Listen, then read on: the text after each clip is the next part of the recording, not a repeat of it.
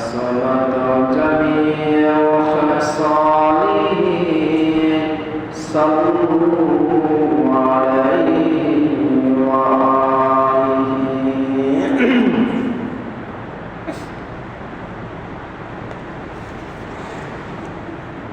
ইঞ্চি ইঞ্চি মাটি সোনার চাইতেও খাঁটি মানত রক্ত দিয়ে কেনা কসম সেই খোদার একটি কণাও তার কেড়ে নিতে কেউ পারবে না।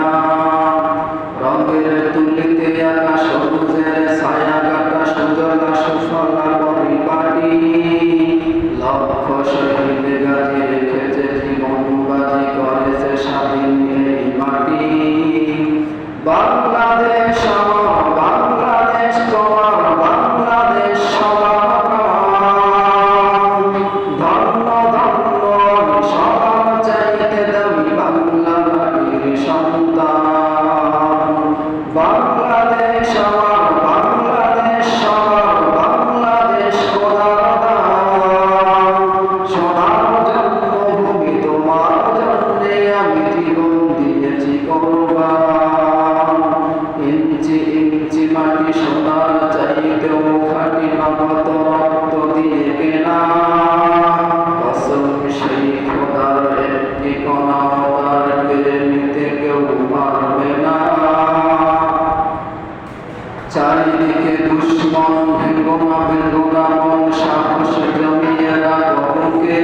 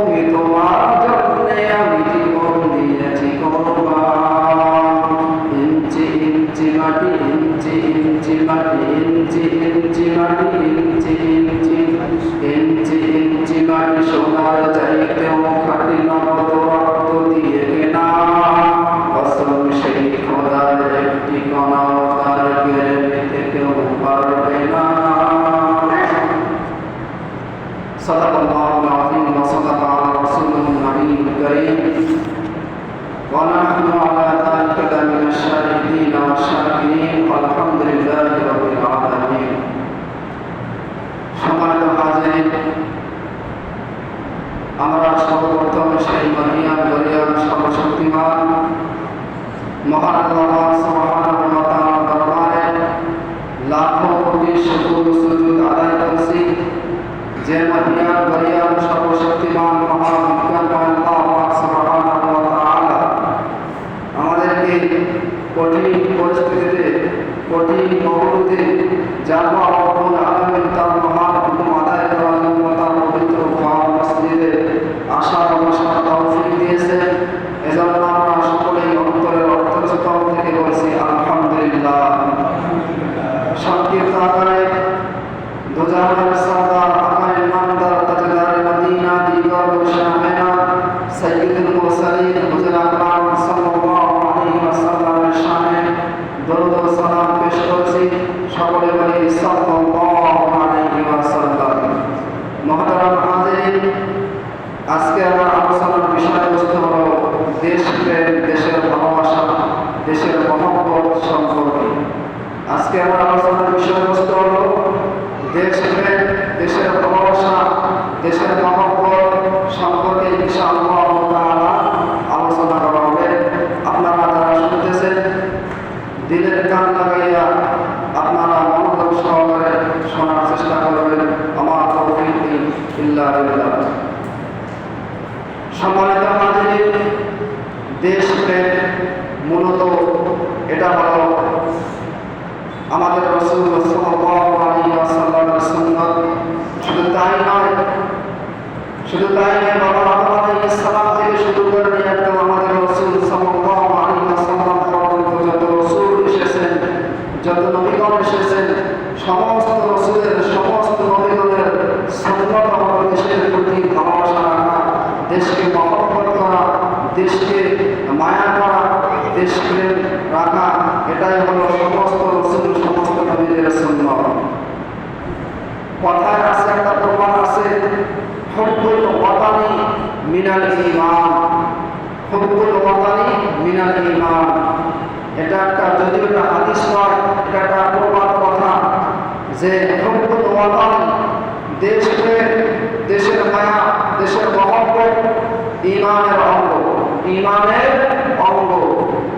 মুহাদ্দিসিনে কেরাম এই বাক্যটিকে নিয়ে অনেকে বিভিন্ন মত দিয়েছে। অনেকে বলতেছে এই বাক্যটা যদিও হাদিস নয়, কিন্তু বাক্যের যে অর্থ রয়েছে, যে মানা রয়েছে, এই অর্থ, এই মানাটা কিন্তু ঠিক আছে। মূলত সকল মুসলমানের, মূলত সকল মানবের আদি পিতা হলো হযরত আদম আলাইহিস সালাম। আর হযরত আদম আলাইহিস সালামের আসল জায়গা হলো জান্নাত। সেই হিসাবে মুসলমানদের আসল জায়গা হলো জান্নাত। জান্নাতের প্রতি ঈমান রাখা, জান্নাতকে ভালোবাসা, জান্নাত কামনা করা, এটা ঈমানের অঙ্গ।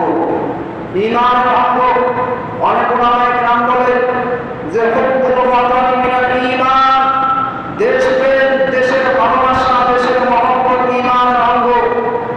কেমনে? যদি দেশ নিরাপত্তাহীন ভাবে থাকে, দেশের কোনো নিরাপত্তা না থাকে, তাহলে আমাদের ঈমানের কোনো নিরাপত্তা থাকবে না, ঠিক কিনা?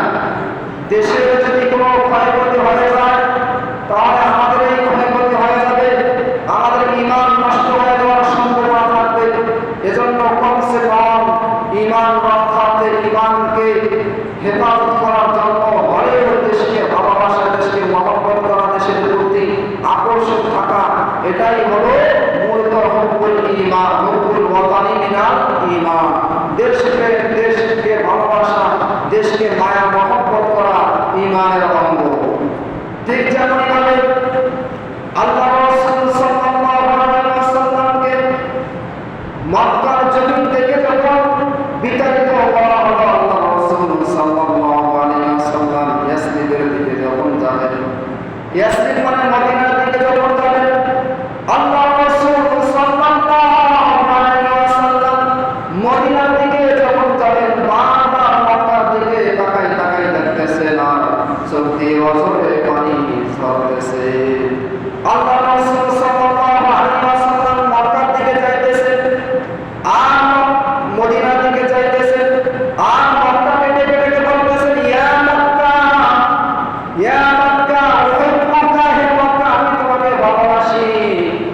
হুব্বান শাদীদান, হে মক্কা আমি তোমাকে ভালোবাসি, তোমার মাটির মধ্যে আমার জন্ম, তোমার মাটিতে আমার পূর্বপুরুষরা রয়েছে, যদি কাফের বেঈমানরা আমাকে মারধর করে বের করে, আমি নবী, আমি মুহাম্মদ সাল্লাল্লাহু আলাইহি ওয়াসাল্লাম পশ্চিম কালেও মক্কার জমিন ছাড়তাম না।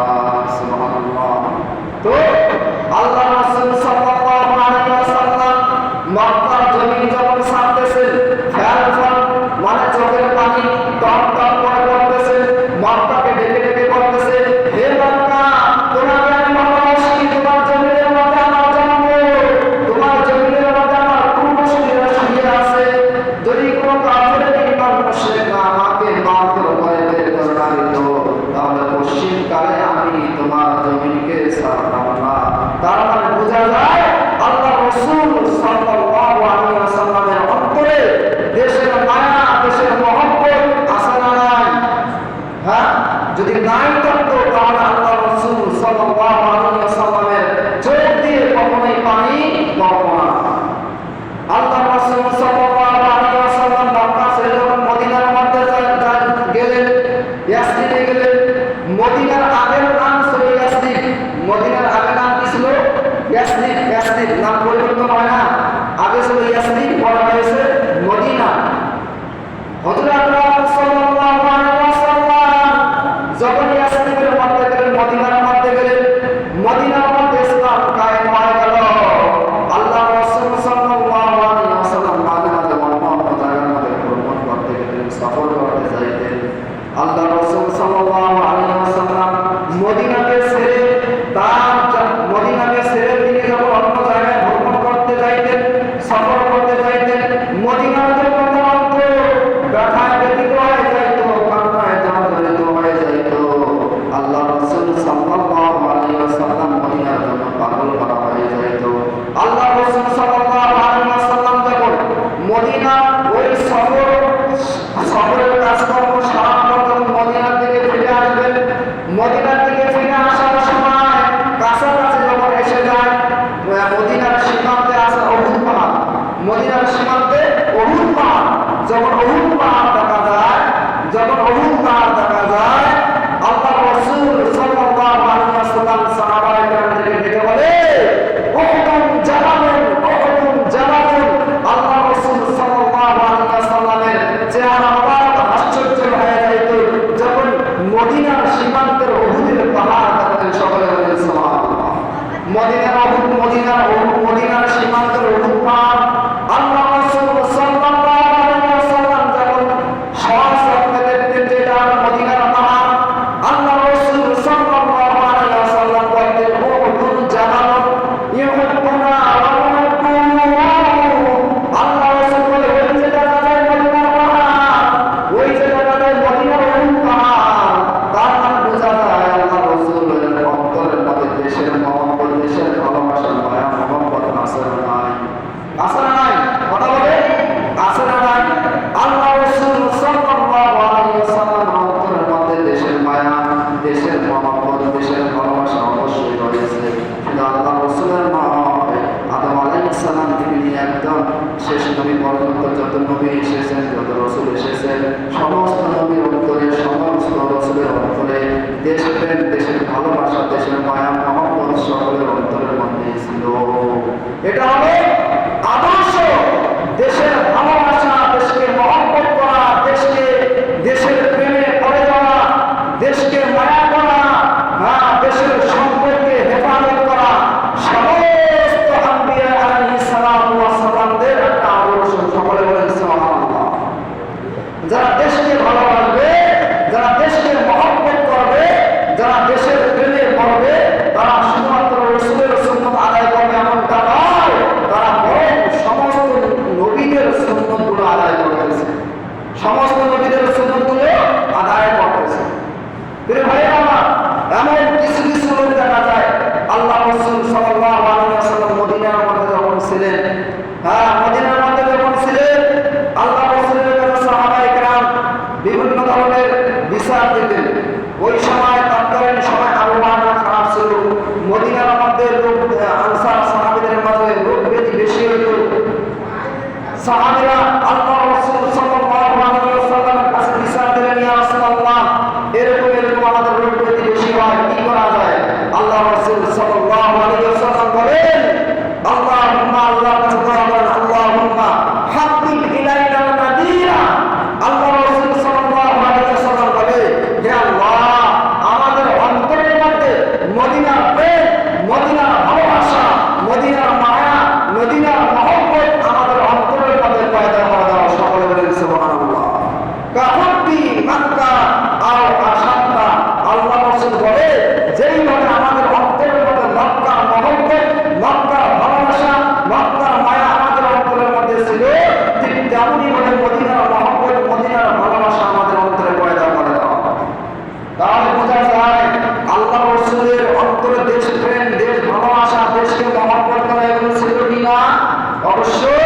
ছিল।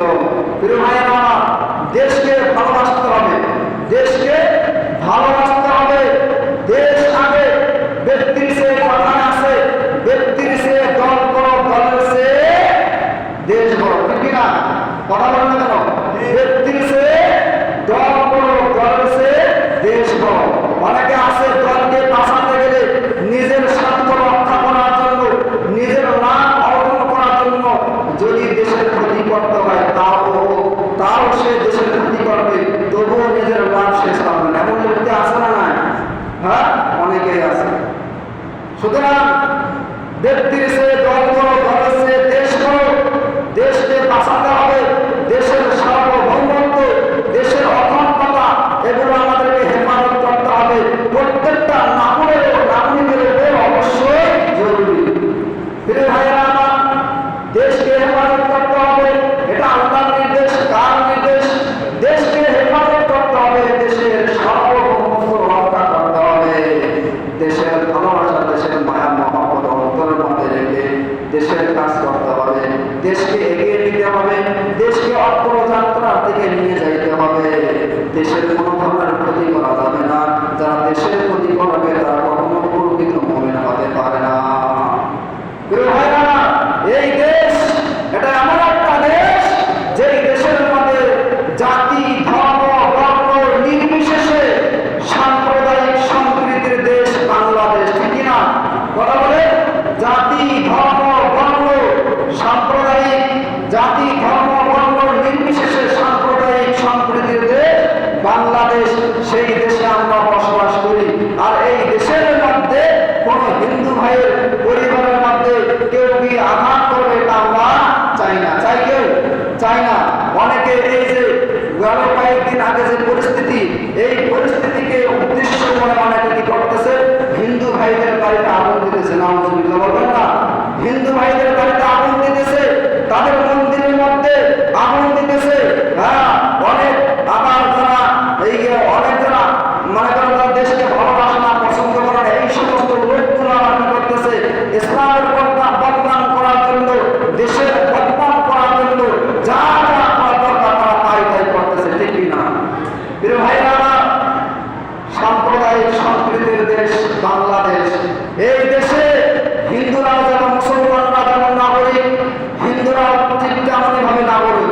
এই দেশের মধ্যে মুসলমানরা ঠিক যেমনই ভাবে নাগরিক, খ্রিস্টানরা ঠিক তেমনই ভাবে নাগরিক। এই দেশের মধ্যে মুসলমানরা যেমনই ভাবে নাগরিক, এই দেশের মধ্যে বৌদ্ধ, চাকমা সকলেই ঠিক তেমনই ভাবে নাগরিক। এই দেশের মুসলমানরা যেইভাবে নিরাপত্তার সাথে বসবাস করার অধিকার রয়েছে, অন্যান্য ধর্মের ভাইদের নিরাপত্তার সাথে বসবাস করার অধিকার রয়েছে, সমান অধিকার রয়েছে। একজন সংখ্যালঘু হয়ে, সংখ্যাগরিষ্ঠ হয়ে সংখ্যালঘুদের কখনো ক্ষতি করা যাবে না। প্রিয় ভাইরা, আমার বড়দের আদেশ, ওলামায়ে কেরামদের নির্দেশ হলো, আমাদের কাছে তারা বলছে, তারা ক্ষতি হয়েছে, আপনারা বলবেন, মসজিদে বলবেন যে কোনো জনগণ যেন অন্য কোনো জনগণকে কষ্ট না দেয়। এই যে গেল কয়েকদিন আগে যে পরিস্থিতিকে লক্ষ্য করে এটা ফায়দা উঠানোর জন্য যাদের অন্তরে দেশ বিদ্বেষী রয়েছে, শুধুমাত্র মুখে বলে দেশ দেশ দেশ, আসলে কিন্তু তাদের অন্তরের মধ্যে রয়েছে বিদ্বেষ, ঠিক কিনা? তারা মুখের মাধ্যমে বলে দেশ দেশ দেশ, দেশকে ভালোবাসে, কিন্তু বাস্তবে তারা দেশকে ভালোবাসে না।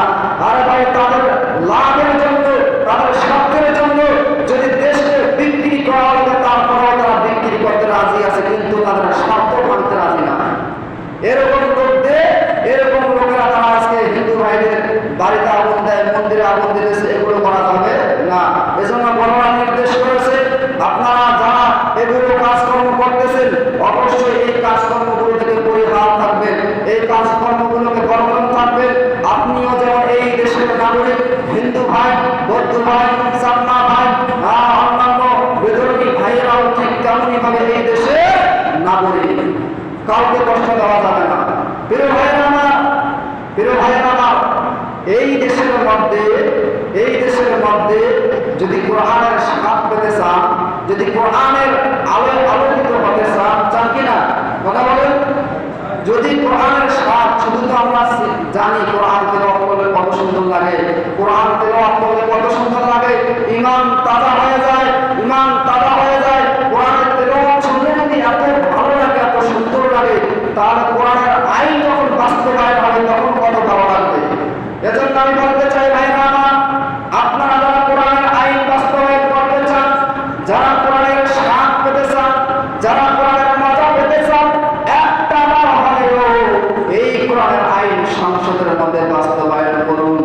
দেখবেন কোরআনের মজা কেমন, কোরআনের স্বাদ কেমন।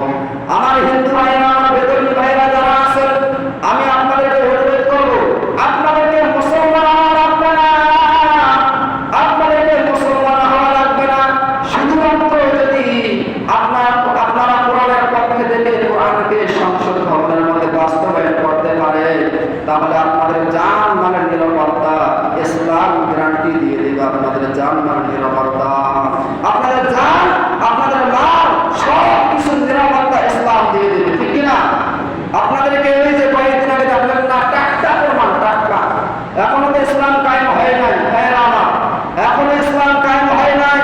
এই যে গত কয়েকদিন আগে যে হত্যা হইল, যে অবরোধ হইল, যে ছাত্র আন্দোলন হইল, কিছু দেশ বিদেশি আন্দোলন রয়েছে, এই সুযোগটাকে কাজে লাগিয়ে মন্দিরগুলোর মধ্যে আগুন দেয়, মন্দিরগুলো ভেঙে পড়ার চেষ্টা করতেছে, বৌদ্ধ বিহারগুলো ভেঙে পড়ার চেষ্টা করতেছে, খ্রিস্টানদের গির্জাগুলো ভেঙে পড়ার চেষ্টা করতেছে। এই সুযোগটাকে কাজে লাগিয়ে তারা এইরকম কর্মকাণ্ড করতেছে, যেন এই গির্জাগুলো ভাঙতে না পারে, মন্দিরগুলো ভাঙতে না পারে, বৌদ্ধ বিহারগুলো ভাঙতে না পারে। এই জন্য ওলামায়ে কেরাম, তাওহীদরা, তারা মুসলমান হয় অন্যান্য ধর্মের যারা যে সমস্ত মন্দির গির্জা রয়েছে, তারা এগুলো পাহারা দিতেছে। সুবহানাল্লাহ বলবেন না?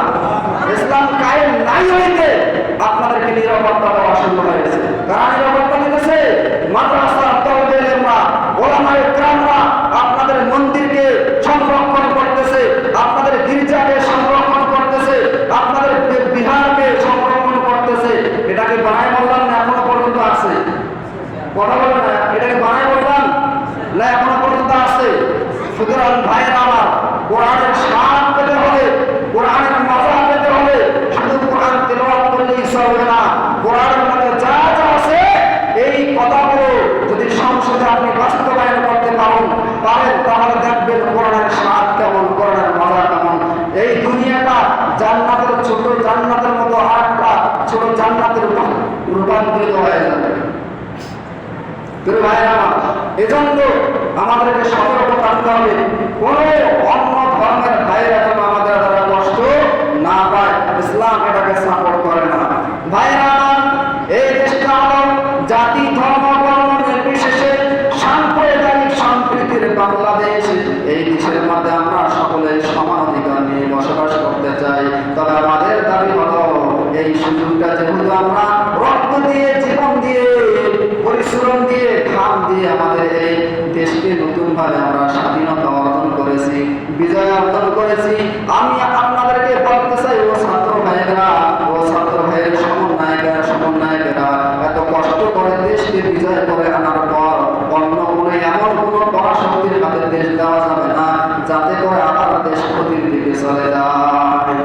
এত কষ্ট করে, এত মেহনত করে, রক্ত দিয়ে, জীবন দিয়ে দেশকে বিজয় করলাম, আবার যদি সেই দেশ এমন শক্তির কাছে দিয়ে দেই, যেই শক্তি আমাদের দেশের ভালো চায় না, যেই শক্তি ইসলামের ভালো চায় না, যেই দেশের যেই শক্তি ইসলামের ভালো চায় না, যেই শক্তি বাংলার জমিনের নাগরিকদের ভালো চায় না, এরকম শক্তির হাতে যদি বাংলাদেশ চলে যায়, তাহলে বলেন লাভ কি হবে? কোন লাভ হইল? এজন্য আমি সকলকেই অনুরোধ করবো, যারা ছাত্র সমন্বয়করা আছেন অথবা যারা মুরব্বীরা আছেন, দেশের দায়িত্বে মোটামুটি সবকিছু বোঝেন, সকলকে অনুরোধ করবো, দেশের মধ্যে অনেক যোগ্য ব্যক্তি রয়েছে, অনেক যোগ্য ব্যক্তি, দেশপ্রেম ব্যক্তি রয়েছে, তাদেরকে খুঁজে বের করুন, তাদের হাতে দেশ দেন, তারা নিজেও বাঁচবেন, দেশকেও তারা বাঁচাবে, ঠিক কিনা? অসাধু কোনো ব্যক্তির হাতে দেশ দেওয়া যাবে না।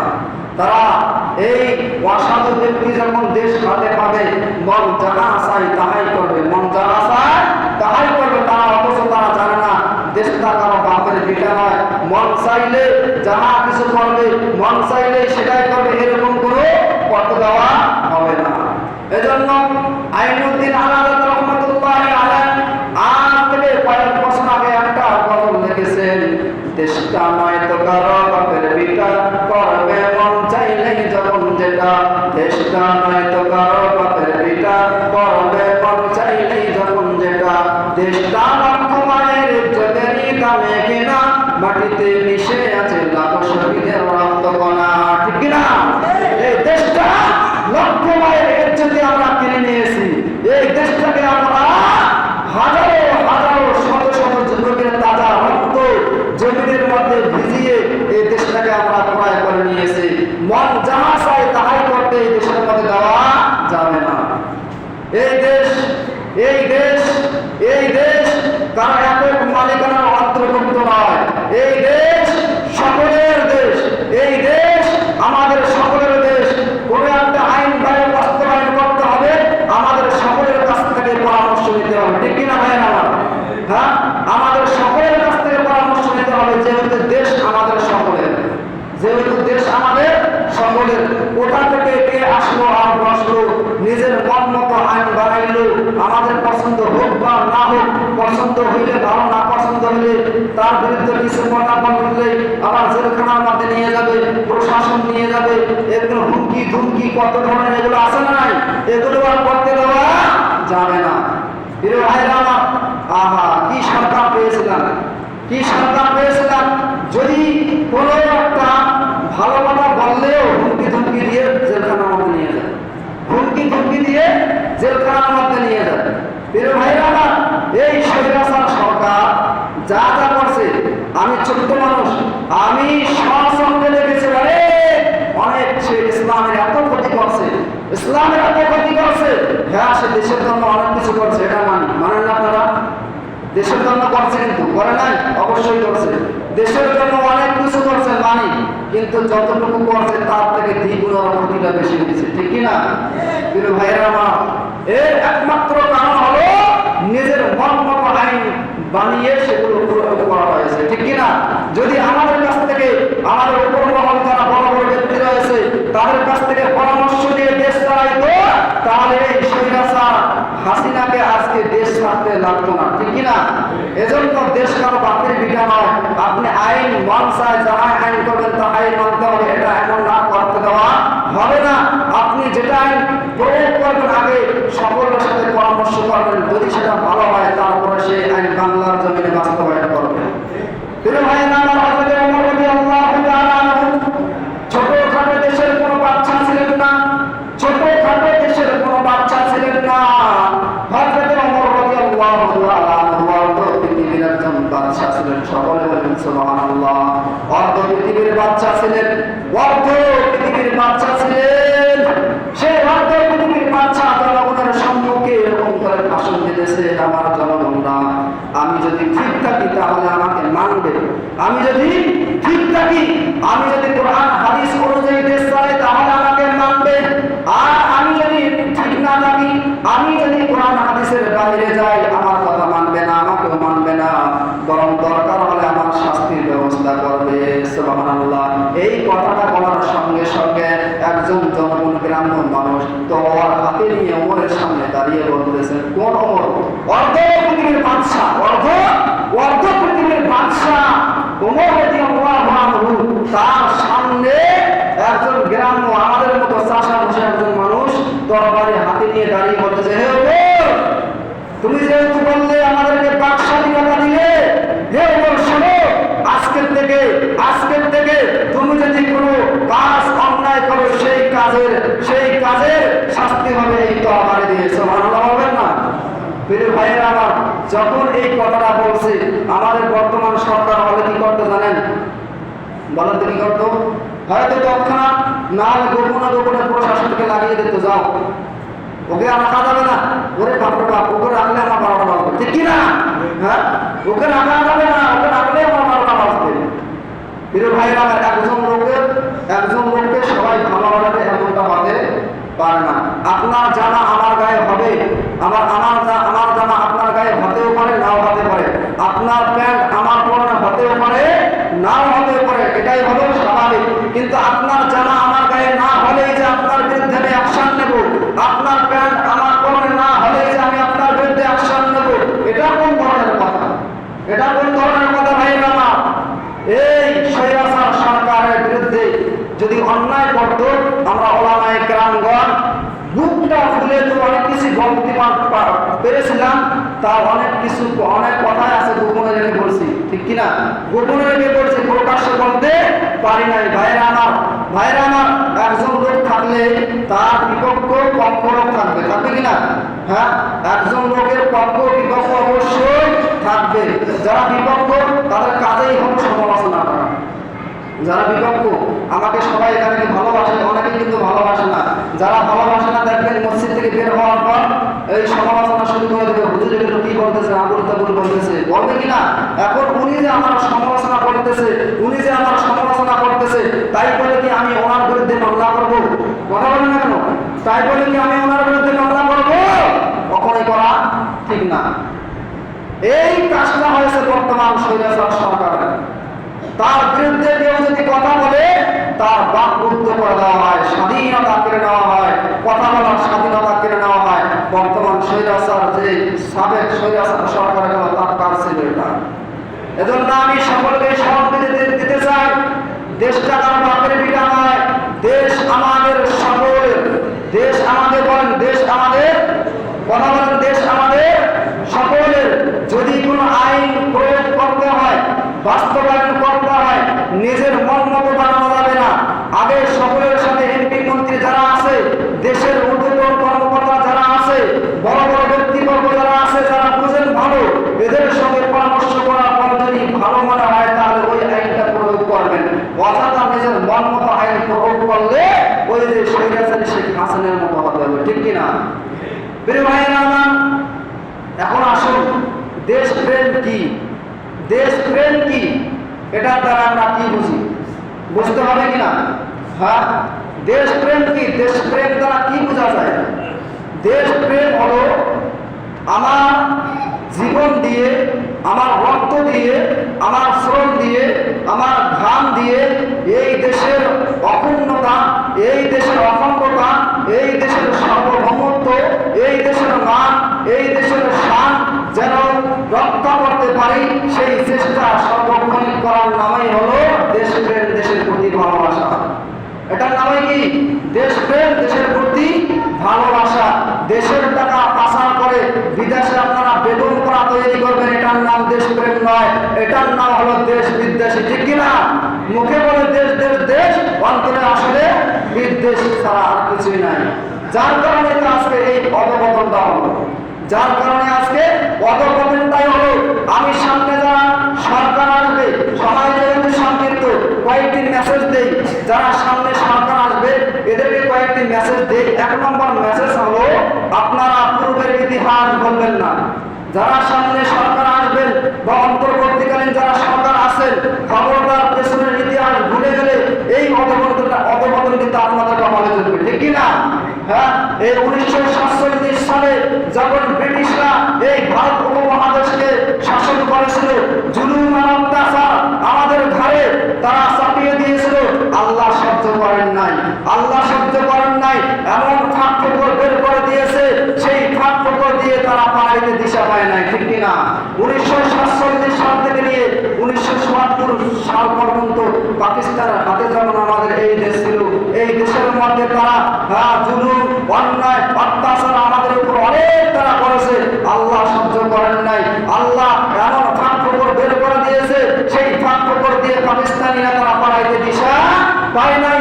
বর্তমান 1971 সাল থেকে নিয়ে বর্তমান আজকে 2024 সাল পর্যন্ত স্বাধীনতা হয়েছে, বিজয় হয়েছে, স্বাধীনতা দিবস হয়েছে 1971 সালে। 1971 সাল থেকে নিয়ে আমি বুক করে বলতে পারবো, আমি গলাটা উঁচু করে বলতে পারবো, আজ পর্যন্ত স্বাধীনতার স্বাদ কি, স্বাধীনতার মজা কি আমরা কেউ উপভোগ করতে পারি নাই, ঠিক কিনা? কথা বলেন না, ঠিক কিনা? আমরা স্বাধীনতার যে একটা স্বাদ আছে, স্বাধীনতার যে একটা মজা আছে, এটার স্বাদ, এটার মজা কি আমরা কেউ বুঝতে পারি নাই, ঠিক কিনা? প্রিয় ভাইরা আমার, এই যে বর্তমান স্বৈরাচার সরকার তারা নিজের মতো দেশ চালাইছিল, এই ছাত্র আন্দোলন, যুবক ভাইরা, তরুণ ভাইরা যারা আছেন, আমরা সকলেই মিলে দেশটাকে আবার নতুন ভাবে বিজয় করেছি, স্বাধীন করেছি। আমি যারা সামনে সরকার আসবে আমি সকলকেই অনুরোধ করব, খবরদার যদি নিজের অধঃপতন দেখতে না চান তাহলে পেছনের ইতিহাস বলবেন না, পেছনের ইতিহাস বলবেন না। যদি পেছনের ইতিহাস বলে আপনি আপনার মতো মন মতো আইন প্রয়োগ করতে চান তাহলে আপনার অধঃপতন রয়েছে, অবশ্যই রয়েছে, খাতার মধ্যে লিখে রাখেন, কেউ ঠেকাতে পারবে না। ভাইয়েরা আমার, প্রিয় ভাইয়েরা আমার, সময় শেষ। দেশকে অনেক কথা ছিল, আমি শুরুতে একটা আয়াত পড়েছি। আয়াতটা হলো বনী ইসরাইল, সূরা বনী ইসরাইলের 81 নম্বর আয়াত। আল্লাহ বলে, ওয়াকুল জাআল হাক্কু ওয়া যাহাকাল বাতিল ইন্নাল বাতিলা কানা যাহুকা। আল্লাহ বলে, হক অবশ্যই আসবে। যদি অন্ধকার দিয়ে সারা পৃথিবী ভরপুর হয়ে যায়, একটা ফাঁকফোকর না থাকে, মনে হয় এরকম যে আর মনে হয় জীবনে আলো আসবে না, আর মনে হয় জীবনে হক আসবে না। আল্লাহ বলে, আমি এমন একটা ফাঁকফোকর তৈরি করে দেব, আমি এমন একটা ছিদ্র তৈরি করে দেব, সেই ছিদ্র দিয়ে হক চলে আসবে। হক আসার সঙ্গে সঙ্গে বাতিল অন্ধকার দুর্বৃত্ত হইতে দেরি হবে না, ঠিক কিনা? ঠিক যেমনটা হয়েছে পূর্বের ইতিহাস তো অনেক রয়েছে, এগুলো দিতে গেলে ঘন্টাকে ঘন্টা সময় লাগবে, এখন দিতে যাবো না। এই নগদ উদাহরণ এই যে কয়েকদিন আগে 5ই আগস্ট, এই 5ই আগস্ট আল্লাহ, আমরা অনেকে মনে করেছিলাম এই স্বৈরাচার সরকারকে মনে হয় কেউ মনে হয় ঠেকাইতে পারবে না, মনে হয় সে সারা জীবন থাকবে, এরকম মনে করেছিলেন কিনা? হ্যাঁ, অনেকেই মনে করেছে। কিন্তু আল্লাহ বলে না, যেখানেই বাতিল সেখানেই হক, যেখানেই ফিরআউন সেখানেই মুসা, যেখানে আবু জেহেল সেখানে মুহাম্মদুর রাসূলুল্লাহ সাল্লাল্লাহু আলাইহি ওয়াসাল্লাম। এদের মাধ্যমে যে কোনো উপায়ে না, আল্লাহ রাব্বুল আলামিন যে কোনো উপায়ে হক দুনিয়ার মধ্যে প্রতিষ্ঠিত করবে, এটাই হলো আল্লাহ তাআলার ওয়াদা। কিন্তু ভাইয়েরা, আমার সময় যেহেতু সংক্ষিপ্ত শেষ, আমি আপনাদেরকে আর বেশি জ্বালাতন করবো না। শেষ বেলায় আর একটা কথা বলবো, অনুরোধ করবো, ছাত্র ভাইরা যারা আমরা আছি, এত কষ্ট করে দেশকে স্বাধীন করলাম, আমি আপনাদেরকে একটা প্রস্তাব দিতে চাই, যে সেটা হলো 5ই আগস্ট, এটাকে আমরা জাতীয় ঘোষণার মাধ্যমে আরেকটি নতুন স্বাধীনতা দিবস হিসেবে পেতে চাই, ঠিক কিনা? 5ই আগস্ট জাতীয় ঘোষণার মাধ্যমে নতুন আরেকটা বিজয় দিবস হিসেবে আমরা পেতে চাই। এই দিন আসলে আমরা অবশ্যই কিছু আমল আছে, এই আমলগুলো আমরা সামনে জুমায় ইনশাআল্লাহ বলবো, আমলগুলো করার চেষ্টা করবো।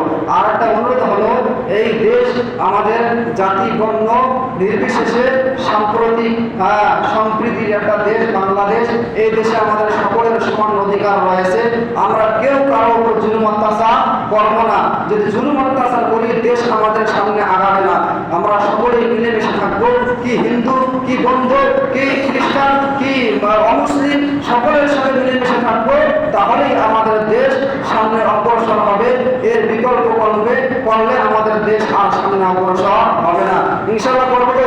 কাউকে মারধর করবো না, ইনশাআল্লাহ করবো। হ্যাঁ, কোন হিন্দু ভাইকে জ্বালাতন করবো, বা যারা আওয়ামী লীগ আছে তাদেরকে জ্বালাতন করবো, তাদেরকেও করবো না। সাধারণ ক্ষমা ঘোষণা, এটা আল্লাহ রাসূলের সুন্নাত। সামনে জুমায় বয়ান করবে ইনশাআল্লাহ। আল্লাহ তাআলা আমাদের যে কথাগুলো আলোচনা হলো, এই কথাগুলো